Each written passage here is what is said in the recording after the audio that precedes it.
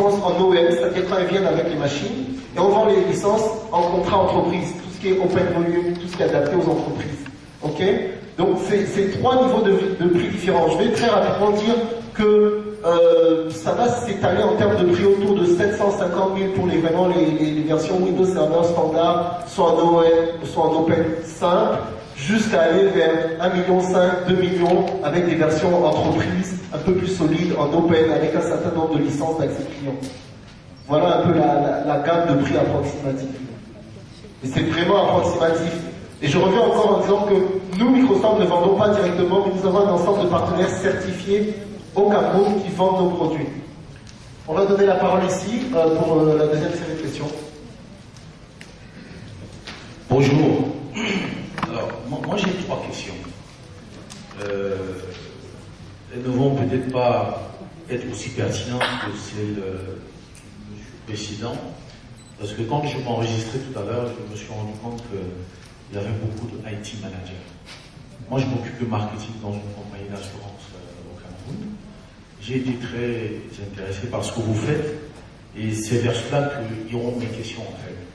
La première rejoint la préoccupation et la remarque que vous venez de faire, M. Samuel. Ce que je constate, moi, c'est que Microsoft ne distribue pas ses produits en direct.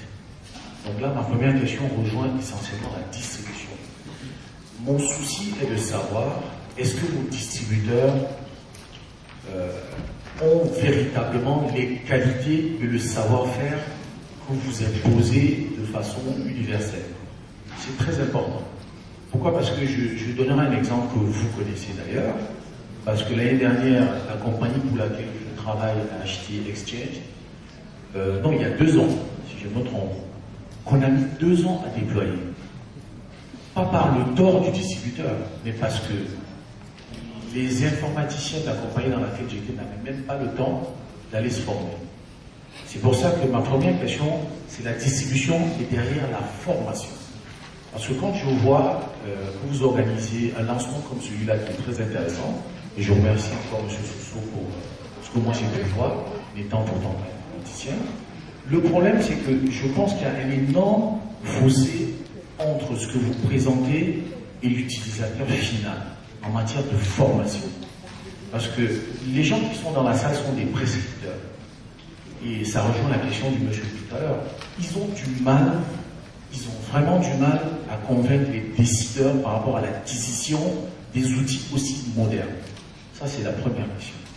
Donc, la deuxième question était sur la présentation. J'ai vu tout à l'heure M. Sousso parler de cryptage. C'est peut-être la seule question technique que je pourrais poser. Moi, je pense qu'on a beaucoup plus en entreprise des problèmes de spy ou de virus que de cryptage de données. Je pense que la complexité du marché commercial n'est pas encore suffisamment élevée pour qu'on veuille crypter des données, sincèrement. Je pense que les informations que moi j'ai, je suis dans un métier où il y a 27 compagnies d'assurance au Cameroun, même si mon concurrent prend mes informations, je pense qu'il ne pourra pas aussi rapidement convaincre les clients à changer d'entreprise. Donc ça, c'était sur la partie cryptage et virus. La dernière question est un peu commerciale. Dans tous les métiers commerciaux, généralement, il y a ce qu'on appelle le phénomène de reprise. Je donnerai l'exemple de l'automobile. Je me rends compte que la technologie va tellement vite que chaque année, vous sortez un nouveau système. Pourquoi ne faites-vous pas des reprises? Parce que tout à l'heure, votre collègue disait que, je ne sais pas, 90 ou 99% de gens, un article qui a été écrit utilise des systèmes qui sont pas sous licence. Donc moi, je vous propose cette réflexion-là, parce que dans tous les métiers commerciaux, généralement, quand on vient acheter une voiture, on a la possibilité de vendre celle qu'on a qui est déjà usagée. Pourquoi est-ce que vous n'arrivez pas à réfléchir à ce système? Ce sera ma dernière question. Merci beaucoup. C'est des questions difficiles pas faciles. On va essayer de faire face. Je vais les prendre un peu de façon séparée, un peu comme vous avez fait. La première question portait sur la distribution et la formation, la deuxième question portait sur le cryptage, et la deuxième question portait sur la notion de reprise, mais surtout comment est-ce qu'on aide nos clients à acquérir les licences. Sur la première question, qui est la distribution et la formation, il faut savoir que nous sommes dans un processus de construction d'un canal de distribution. Il y a 3 ans, quand on présentait Windows Vista, on n'avait pas de canal de distribution pour les familles et le grand public. On l'a mis en place grâce à Ringo, avec Ringo et avec d'autres personnes. Il y a 3 ans, quand on présentait nos produits, il y avait au Cameroun un centre de formation et demi officiel. Aujourd'hui, il y a 4 centres de formation officiels au Cameroun. Ça veut dire que nous, on a, et quand je dis centre de formation officiel, ce sont des normes mondiales. Ça veut dire que le centre officiel de formation Microsoft au Cameroun a 2 personnes qui ont les mêmes certifications que les personnes qui ont le centre de formation officiel à Paris.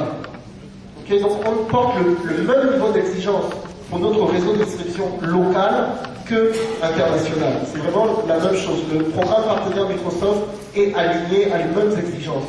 Donc à partir de là, on s'efforce à construire un canal de distribution efficace et on est très exigeant sur la qualité de notre canal de distribution.